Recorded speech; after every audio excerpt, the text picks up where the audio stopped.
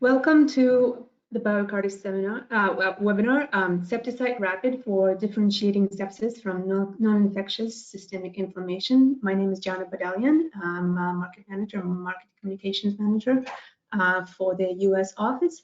And I would like to introduce Brad Dirks, the Director of Marketing for the US, who's going to talk about Biocartis a little bit and about our main presenter, Dr. Roy Davis. But before we go into that, I just wanted to touch upon a couple of housekeeping items. So there's you guys will be muted for the duration of the webinar, but there will be time for question answer at the end of the presentation. And if you have questions popping up during the presentation, please feel free to enter them in the question tab on your right. Just type them in and I will see them and transmit them to our panelists. And with that, I hand the floor to Mr. Brad Dirks and take it away. Thank you, Jana, and welcome to everyone. We're excited about this this webinar for today, and we're also excited about this partnership that has been crafted between Biocartis and Immunexpress. Just wanted, for those of you who may be attending the call and aren't as familiar with Biocartis, I just wanted to just share that the Biocartis is an innovator in molecular diagnostics. We're a company that provides solutions aimed at revolutionizing molecular testing with our unique proprietary IDILA platform. And if anybody's heard of the IDILA or not, it is a fully automated rapid PCR-based system which offers accurate, highly reliable molecular data from both tissue and plasma in virtually any lab setting. So that's just a little bit of a tagline in relation to Biocartis and the platform, the IDILA, in which the SeptiCyte RAPID assay was developed on. So without any further ado, let me introduce our keynote speaker for the day. So if you want to move to the next slide. It's not moving. So I'll introduce while we're getting this piece going. There we go. Roy, there's your lovely face and so forth that we all like to see. So Dr. Roy Davis is the Chief Medical Officer of Immunexpress, and he's here to talk to us today about the SeptiCyte RAPID assay. Dr. Roy has 30 years of experience in clinical medicine. He was formerly a clinical assistant professor in the Department of Pediatrics at the University of Washington, and a consultant within healthcare standards and quality of care. So you know, I'll let you guys read the rest of that, but we are so excited to have Dr. Davis here with us today, and Roy, I look forward to all the great things that you have to say. So with that, I will turn it over to you, and we'll open it up for questions later. Thank you, Brad. Appreciate that.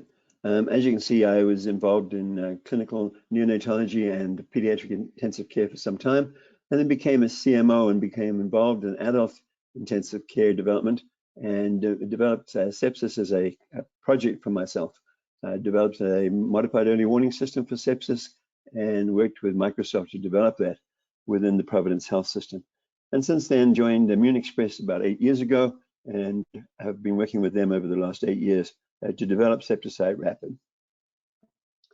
So what I'd like to do today is to talk a little bit about the challenges of diagnosing sepsis, which remains a major challenge for us, some of the SeptiCyte technology from a solution standpoint, and then look at how we validated our SeptiCyte RAPID clinical test to get FDA clearance, which we just got in December of this year.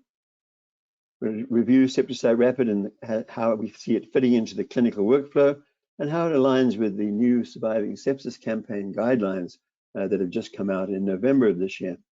We have a small presentation on some econometric considerations that might impact the cost of care by using SeptiCyte RAPID, and then conclude with the evidence that we've presented on how SeptiCyte RAPID can be used for the early identification and appropriate early intervention for patients suspected of sepsis. So I'm sure many of you are familiar with the challenge of diagnosing sepsis. It's a critical unmet need. There is no gold standard, and that's been one of the problems with developing new testing, is that there is no specific gold standard for sepsis, and we'll discuss how we looked at that from a retrospective physician diagnostic panel approach later in the talk. What's presently available are current diagnostics have low specificity and low sensitivity for sepsis. We have multiple non-specific inputs such as the white count, clinical criteria, lactates, blood cultures, and pathogen identification have been the gold standard, but are fraught with problems and we'll discuss some of those.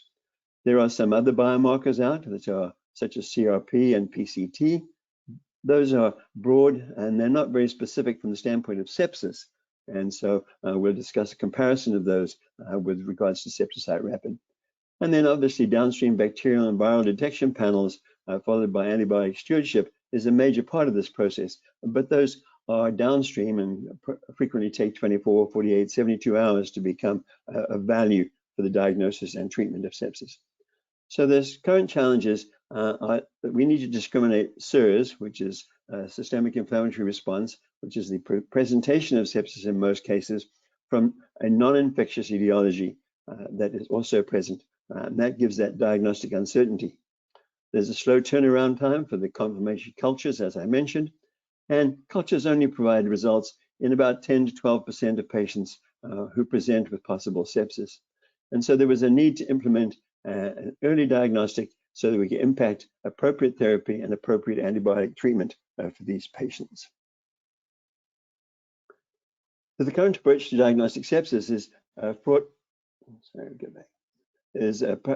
impacted by the fact that we have a very large area of undetermined diagnostic standpoint. We have those that are true negative patients who don't have a pathogen, and the true positive patients who may develop a pathogen at 24, 48 hours in cultures, but cultures are fraught with extreme high false negative rates, and contamination is another problem that's associated with that diagnosis.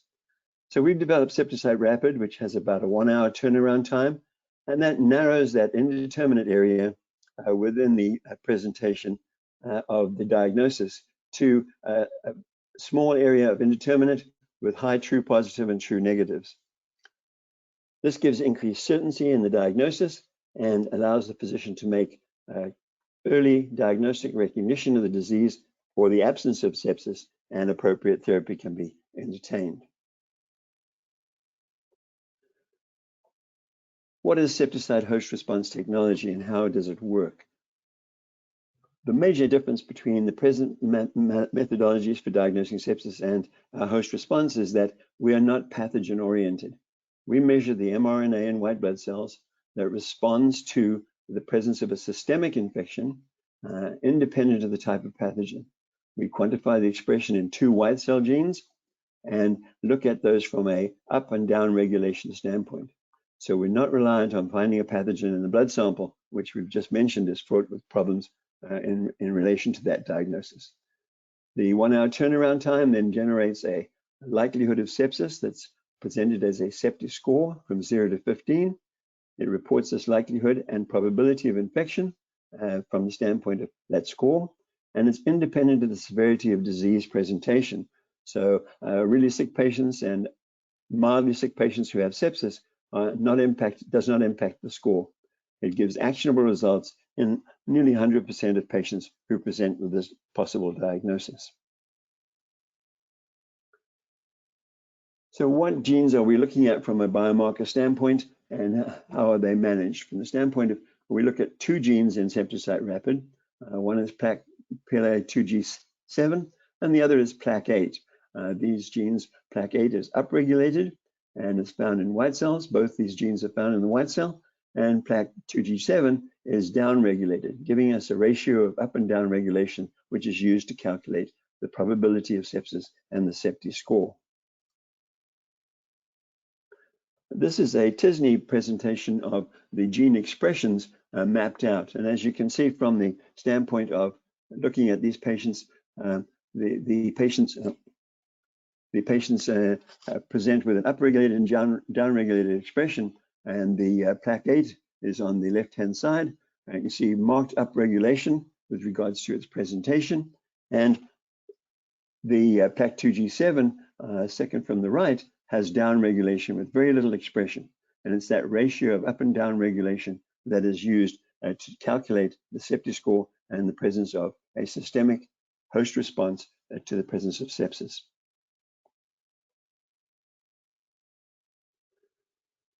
SeptiCyte RAPID is the first FDA-cleared rapid host response assay for sepsis. It's a gene expression assay I've just said, and as Brad explained, it's using PCR as the method of detection. It's used in conjunction with clinical assessment, vital signs, and other laboratory findings to differentiate infection-positive systemic inflammation from infection-negative systemic inflammation.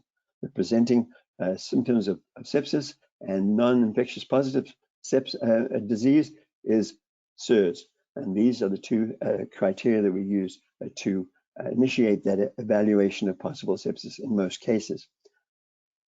The process generates a score, as I mentioned, which falls within 4 discrete bands of interpretation. Based on these bands, the increasing likelihood of infection, positive systemic inflammation, or sepsis is determined. As Brad mentioned, we are using the IDILA platform, and there's a picture here of the platform. The console is on the right-hand side, and then there are 3 Biocartis IDILA testing platforms that are similar to a CD chamber that you put your cartridge in. I'm going to go into that in a little bit more detail.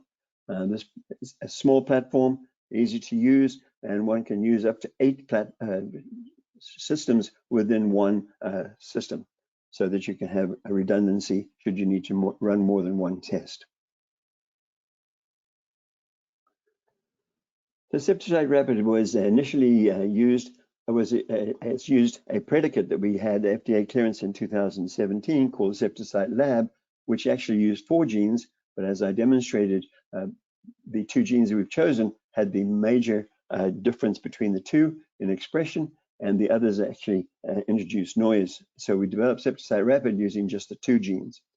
We used 2 methods of validation.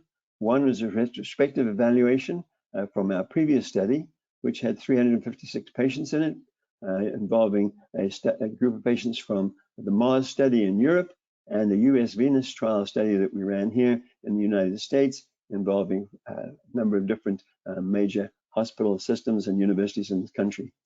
The 356 samples had been previously used for that validation of the SeptiCyte Lab manual test that took about 6 hours to run and was clinically of marginal value from a diagnostic standpoint to implement early initiation of therapy. The second part of the study was a prospective evaluation, which was called Neptune, and involved 3 sites in the United States, the University of California, Rush University, and Emory University. And this was driven by the FDA's requirement for an on-site clinical evaluation. And in this case, the clinical samples were run on-site at the time of being drawn and not submitted for a later evaluation.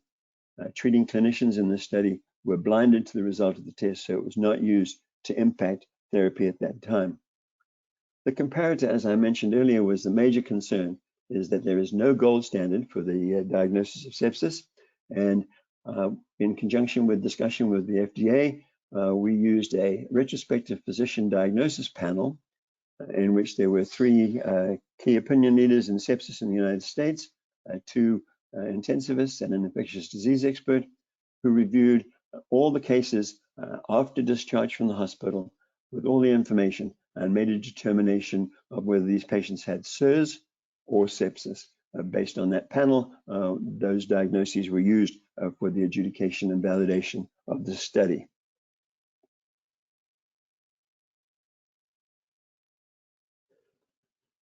So how did the test perform? On the left-hand side, you can see a presentation of the increasing sepsis score in bands on the x-axis with the probability of sepsis on the y-axis. And you can see an increasing presentation of diagnosis of sepsis as the score increased, with band 4 having an 81% probability of sepsis in those patients. The results are reported as a score from 0 to 15 and are broken into 4 bands. Band 1 has a low risk of sepsis, presented with a sensitivity of 0.94, a sepsis probability of less than 10%, and a SIRS probability of greater than 90%, and generated a likelihood ratio of 0.1. So good definition and discrimination of the absence of sepsis in that group. The band 4 is a high risk of sepsis. The specificity for that diagnosis was 0.90, with a sepsis probability greater than 80% in that band, and a SIRS probability of less than 20%. And the likelihood ratio increased to around 6, which is a good likelihood ratio for a diagnostic. There are 2 small bands between the scores of 5 and 7, bands 2 and 3, and those 2 bands are increasing probability of sepsis as you move through those based on the score, and decisions to treat those patients as sepsis is based on those scores plus the use of our present score systems that we use for diagnosis, such as white count, differential, polyneutrophil bands, lactate, PCT, CRP. Those kind of things can help move you into the band 4 or down into the SIRS region in band 1. So there's clear definition of band 1 and band 4 with good diagnostic probability, and the chances of missing a case of sepsis are very low in band 1. So we have a test that has high sensitivity of 94% and a negative predictive value of 90% in band 1. And in band 4, the specificity for diagnosis of sepsis is 90% with an 80% positive predictive value. From a diagnostic test standpoint, these are very good in the sepsis area of diagnosis. We also looked at SeptiCyte RAPID from the standpoint of differentiating sepsis from SIRS using a ROC AUC curve on the left. And you can see the ROC AUC curve strongly discriminates sepsis from SIRS with an AUC of 0.84. The box whisker plot in the center clearly differentiates sepsis from SIRS with no overlap at the 80% standard deviations. So good discrimination, a good separation from a diagnostic standpoint. Large clinical study we did performed this with regards to other variables that we presently use and the addition of SeptiCyte score and SeptiCyte RAPID as a testing process. The first line in the graph on the right shows the use of lactate alone. And most of you probably realize that lactate is not a sepsis diagnostic, but is frequently used in a sepsis panel and is a measurement of perfusion. And when it's used to discriminate sepsis from SIRS, has a very low AUC of about 0.54, so it's a toss of a coin. But it has major value with regards to perfusion abnormalities that are associated with sepsis and is included in the sepsis bundles. The next group of patients are patients who had white counts, various 14 different clinical variables that we commonly use: white count, differential platelets, CRP, and lactate. And as you can see, it moves the discrimination process up into the 0.6 to 0.75 range. Still not great, but that's what we use today and are valid processes to be used. When we look at PCT, remembering that PCT is a test for bacterial infection, not discriminating sepsis, it just happens that most of sepsis presenting in the emergency room and in the ICU is bacterial, so it's frequently positive. But it does not discriminate sepsis from SIRS, but added to that process, it does help discriminate a bacterial infection. And that has an AUC of discriminating sepsis from SIRS about 0.76. If we add PCT and lactate to all those clinical variables, the next group in the pink area show an improving diagnostic credibility from the standpoint of sepsis from SIRS of around 0.8 on the average. So those are the things we use today. What's very clear and evident is that the addition of SeptiCyte RAPID and the SeptiScore moves that diagnostic probability up into 0.84 range using the ROC AUC curve, and adding SeptiCyte score to the other clinical variables, we get up into the 0.87, 0.89 range from discriminating sepsis from SIRS. So that's why we state that it is added in conjunction with other variables. It improves your diagnostic credibility and availability, and it shows clearly that SeptiCyte score on its own and with those variables improves the diagnostic ability to diagnose sepsis from SIRS.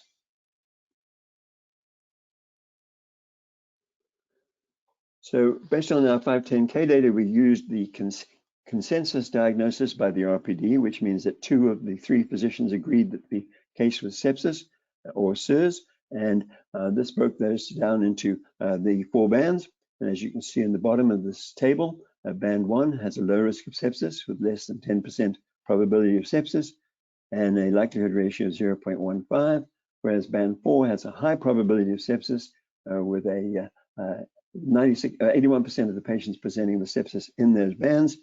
The 2 intermediate bands show an increasing risk of sepsis as the score increases, and as I said, can be used in conjunction with the other diagnostic tests to move either into band 4 or lower it into band 1 or SIRS versus sepsis diagnosis.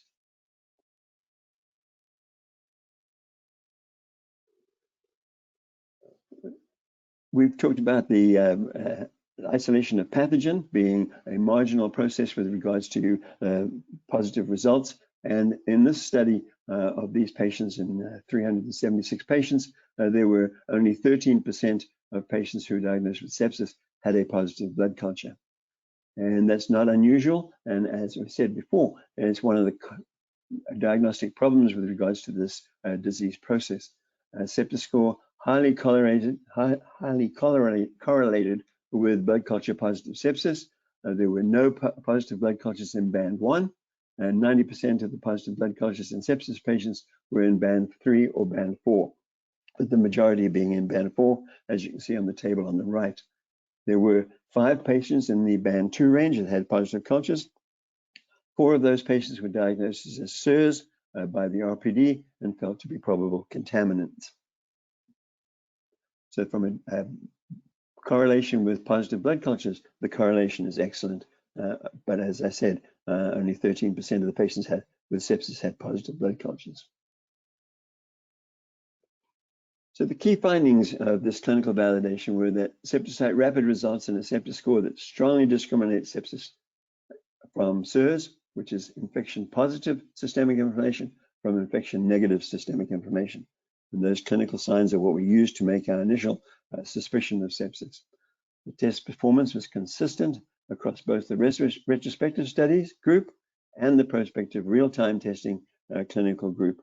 And in fact, the clinical group had really higher performance from the standpoint of band 1 and band 4. SeptiCyte RAPID outperforms the commonly clinical measured parameters as we demonstrated, including lactate and PCT. But I feel PCT is a major impact on the standpoint of whether there's bacterial or viral process going on, because as I mentioned, SeptiCyte RAPID picks up systemic infection from bacteria, virus, and fungus. And so PCT helps one to discriminate those two if you're looking at a possible sepsis patient. And in patients with a positive microbiological analysis, such as urinary tract infections, blood cultures, and COVID, SeptiCyte score correlated with sepsis diagnosis by the RPD. We had actually 6 cases of COVID-19 in our clinical validation process. 5 of those were diagnosed as sepsis by the RPD and 1 as SIRS, and the 5 had scores in the band 4, and the 1 with SIRS had a band 1. So clearly picking up what was suspected as viral sepsis secondary to COVID-19. So SeptiCyte RAPID and its use from a clinical standpoint, the Surviving Sepsis Campaign reintroduced new clinical management guidelines in November of this last year. And we feel that SeptiCyte RAPID has a major impact on those guidelines. First guideline was a new guideline from them, was that using QSOFA as a single screening tool compared with SIRS and Muse and those others was not the ideal performance process, and that we feel SeptiCyte RAPID will help in that initial diagnostic process from that standpoint. They also recommended that hospitals introduce a performance improvement program for sepsis. That was a strong recommendation, and it's been clearly shown that these performance improvement programs initiating sepsis bundles impact outcome because of early initiation, and SeptiCyte RAPID will help in that early diagnostic process. And then in those patients with unconfirmed infections but suspected of sepsis who don't have any specific findings, that these patients should be assessed and determine if the other diagnoses are more likely. And even a suggestion of holding antibiotics on these patients and evaluating these patients further. SeptiCyte RAPID obviously will help in that confirmation of either waiting and watching or treating early as is appropriate. And then in the patients with possible sepsis, they recommend a rapid assessment of whether these patients have infectious versus non-infectious causes, and that's exactly what SeptiCyte RAPID does. And so we feel that there's a good alignment with the new Surviving Sepsis Campaign guidelines and the role for SeptiCyte RAPID in that diagnostic process. As you may know, CMS has for some time now been collecting measurement parameters from a core measure standpoint and reporting those publicly. The guidelines now from Surviving Sepsis Campaign also conforms with those 1 hour and 3 hour antibiotic initiation processes. And both these guidelines are driven by the initiation and recognition of sepsis. Those patients who have present with shock, early antibiotic administration within 1 hour is recommended, and SeptiCyte RAPID can help in that diagnostic process. Those who we suspect sepsis should have antibiotics started within 3 hours if shock is absent. And again, SeptiCyte RAPID and a score in band 1 or band 4 will help discriminate those patients and meet that 3 hour deadline to meet those guidelines and also compliance with the CMS core measures that are being measured and publicly reported. So how do we fit SeptiCyte RAPID into the clinical workflow in the normal hospital environment? As you know, most hospitals now in the emergency room and the ward and the ICU have methods of screening for sepsis in some way, shape or form. In the emergency room, that may be a triage nurse, it might be a code sepsis process, or it might be an electronic process. On the floors, nursing evaluation or a sepsis early warning system such as Muse may be used, and rapid response teams may be called to initiate the early evaluation of possible sepsis. On the ICU, rounding the RN and the ICU physicians impact that early diagnosis of sepsis and initiate in all 3 cases, in most places now, an assessment for sepsis with a sepsis order set in a bundle process. There's directed lab tests that are ordered automatically in the suspicion of sepsis, and we feel SeptiCyte RAPID should be added to that process as part of that early recognition and diagnosis of sepsis. If one looks at the breakdown by the Surviving Sepsis Campaign guidelines, they have 3 groups of patients. The first group is low sepsis probability who present with SIRS. The initial response today is that early antibiotic administration may be used to 1, meet the guidelines, 2, to not miss a possible case of sepsis. Surviving Sepsis Campaign recommends deferring antimicrobials at this time, monitoring the patient, assessing the patient with other tests to determine the diagnostics from that standpoint. SeptiCyte RAPID can support that. If it's band 1, holding antibiotics, evaluating the patient for a source of infection other than sepsis is evaluated. If it's band 4, that would drive you to not hold antibiotics, but to assume this patient has sepsis and initiate early antibiotic therapy. In the case of patients who are possible sepsis based on their presentation, the Surviving Sepsis Campaign, as I measured, recommends assessing if this is an infectious or non-infectious SIRS presentation. And SeptiCyte RAPID is directly related to that process. And so again, a band 1 would help you say that this patient does not have sepsis and need to be evaluated for other etiologies. And if it's band 4, one could go ahead and start antibiotics, meeting that 3 hour time limit and the core measures and the Surviving Sepsis Campaign guidelines from a treatment standpoint. And we know very well that early antibiotic therapy in sepsis cases impacts outcome dramatically, and delays over the hours increases the probability of a poor outcome, with morbidity and mortality increasing. And then there's the third group of patients who present with signs of shock This group of patients, the recommendation is to start antibiotics early and within 1 hour, and appropriately so, treating the hypotension appropriately, but evaluating that patient further for possible sepsis. SeptiCyte RAPID again will impact that diagnostic process by confirming the assessment, if it's band 4, that this patient has sepsis, continue antibiotics, await for cultures if they're positive, and appropriate antibiotic stewardship and changes based on their sensitivity to the antibiotics. If it comes back in band 1, this would drive one to look for other etiologies for presentation and prevent the delay that frequently happens in those patients who don't have sepsis, who present with shock, but have other etiologies for their severe presentation. So we see a great role for SeptiCyte RAPID within the clinical workflow. It fits in very well with the sepsis bundle process, and feel that it should be initiated at that early assessment of possible sepsis. From an econometric standpoint, obviously there's always the cost of management of care of these patients. We looked at 265 patients admitted to the ICU based on the RPD, looked at the impact of their discharge diagnosis based on the fact that patients' ICD-10 coding is based on documentation. And presently we showed that looking at those 265 patients, approximately 25% of the diagnosis at the time of discharge would be changed by having SeptiCyte RAPID as a confirmatory process with regards to sepsis versus non-sepsis. SeptiCyte RAPID would impact true negatives by 10%, change their diagnosis. The false positives would drop by 4.5%, and those that were indeterminate from the standpoint of the documentation and coding process would be impacted by 10%. So 25% of overall changes would occur in patients from a diagnostic standpoint, impacting reimbursement and appropriate coding process from a diagnostic and from a documentation of sepsis and management from an epidemiological standpoint.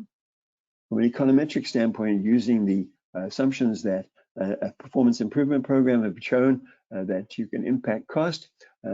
If you can impact cost by a performance improvement program that knocks off 2 days on the ICU, which has been demonstrated in a number of these programs, and a ward day by 1, increasing the true negatives and decreasing the false positives by a diagnostic standpoint, there's a good indication that we can impact around $4,500 to $5,000 per cost per patient in the sepsis management and cost outcome. This impacts a number of things from the standpoint of appropriate coding, clawback with regards to CMS, questioning the diagnosis, and then also impacting the case mix index process within the hospital environment. So SeptiCyte RAPID on the IDELA platform with regards to early sepsis diagnosis and appropriate intervention, it can be used to rule in or rule out sepsis. It measures that host response to a systemic infection in the blood. It generates those actionable results in about an hour with a turnaround time, and impacts that early appropriate therapeutic intervention. It provides results via the sepsis score, which correlates with sepsis risk, and differentiates sepsis from SIRS with high specificity and a high positive predictive value. SeptiCyte RAPID, I think we demonstrated, aligns very well with the new Surviving Sepsis Campaign guidelines, which over the next year or so is going to impact the management of patients dramatically with regards to the 1 hour and 3 hour compliance with CMS and the bundle compliance that Surviving Sepsis Campaign is recommending. SeptiCyte RAPID has this potential to improve that early diagnosis, appropriate intervention with or without antibiotics in appropriate patients, and early diagnosis of non-sepsis etiology for the presentation, and it thus can improve patient outcomes and impact health economics in a number of different ways from the standpoint of care process, initial intervention, appropriate antibiotic therapy, and appropriate diagnosis with regards to cost of care and stay in the hospital. I have some posters and publications that you can see in the next few slides, but I think we'll stop there and open up for questions.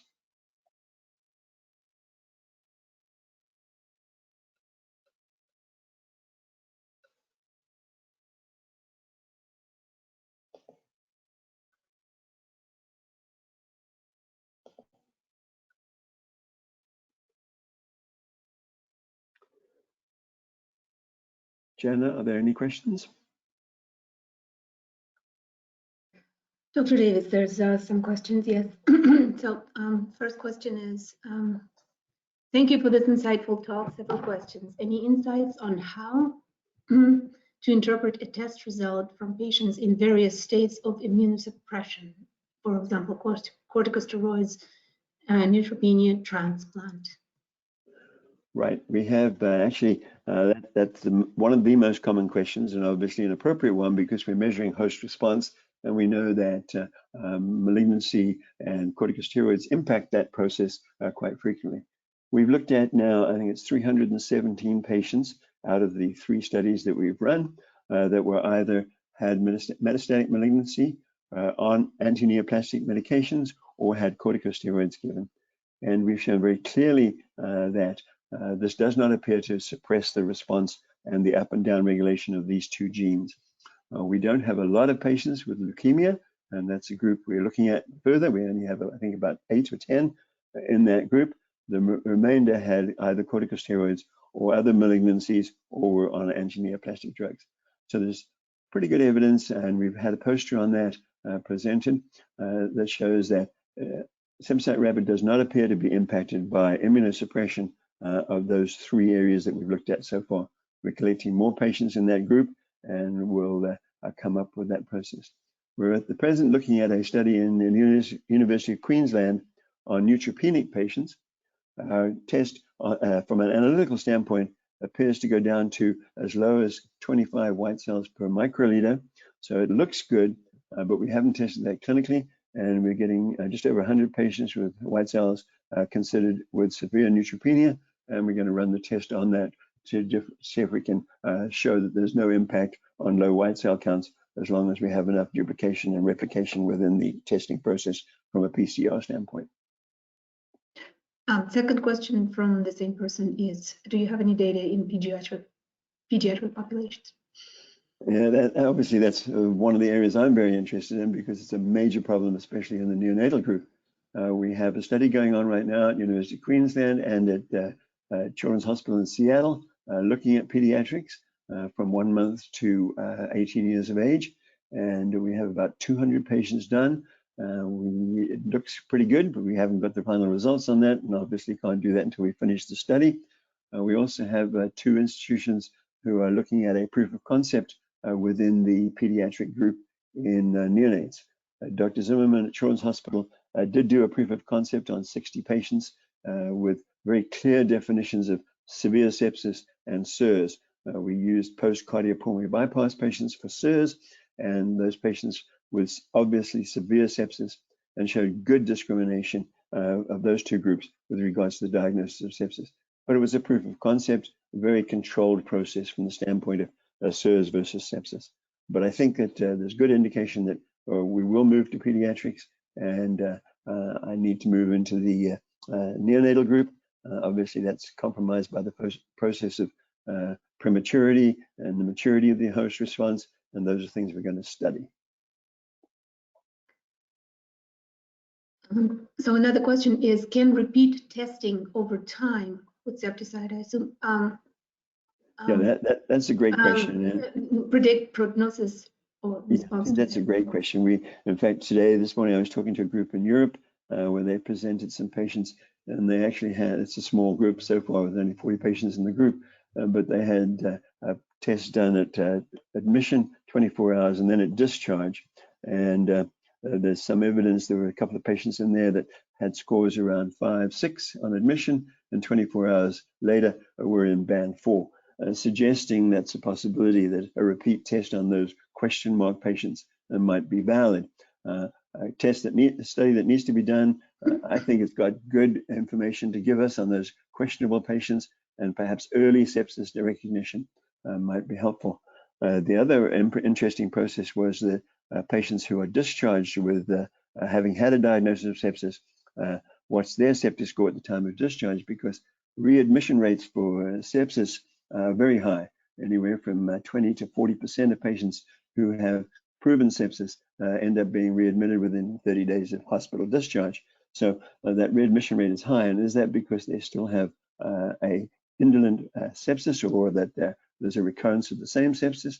The other question there is frequently those patients are not paid for, especially in the United States, based on their DRG process. And if you can show at the time of discharge that they were sepsis-free based on the score, that might help with regards to this is a new infection. So I think there's a big study that needs to be looked at from a time standpoint of looking at patients on admission 24 hours, 48 hours later, and then also perhaps even a discharge test done to evaluate clarification of their status at the time of discharge. So another question is, are there any specific atypical bacteria or other infectious agents that are missed by SeptiCyte that we should be aware of? So far, providing that the patient is presenting with sepsis and not a localized, for example, pneumonitis of viral etiology, there doesn't appear to be. We've looked at Ebola and plagues and malaria and fungal, and so far we haven't been able to show any difference in their presentation if they have sepsis. So I think it's valid for systemic inflammation that's due to infection from most of the pathogens that we frequently or even infrequently in some third world countries are impacted by. So I think it has a broad spectrum of use within those patient populations. So there's a question about the approximate cost of the assay. Maybe Brad, you can answer that. Yeah, no, I think right now we're thinking that the cartridge will cost around $200. Obviously, there's multiple ways of working that cost out from the standpoint of lease arrangement, a number of tests done, those kind of things impact cost. And I try and stay out of the marketing process, but that's one of the things that obviously is a question mark and needs to be evaluated as we go through with patient care. What is the assay time, and does testing require a medical technologist? And again, what is it's the test repeated? Right. From the standpoint of initiation of the test process, there is about a 2-minute requirement for a medical technologist to take the blood out of the tube, put it into the cartridge, pipette it in the cartridge, close the cartridge, put it in the CD player instrument, and then they come back in an hour. So from tech time, it's minimal, and it's obviously to be used in the lab. We have a couple of places that are looking at putting it into their stat lab in the ICU, and others are looking at it in the central lab process. But from a technology standpoint, the hands-on time is around 2 minutes to get that done. What is the reproducibility of the assay? Good reproducibility from the standpoint of correlation. We ran a correlation curve with regards to the SeptiCyte Lab and the SeptiCyte RAPID, which had a correlation of 0.94, and then repeat samples in multiple cases were very reproducible from a score standpoint. So I don't have any other questions from the audience. Dr. Davis, thank you so much for your thoughtful answers. Thank you for having me and listening, and I appreciate it. If anyone needs to follow up, please don't hesitate to give me a call if you have questions and we can chat about it. Thank you, everyone, and we'll close out the webinar now, and by all means, reach out to us if you have any additional questions. And I'm going to stop this. Thank you. Now. Thank you, Dr. Davis. Thanks a lot.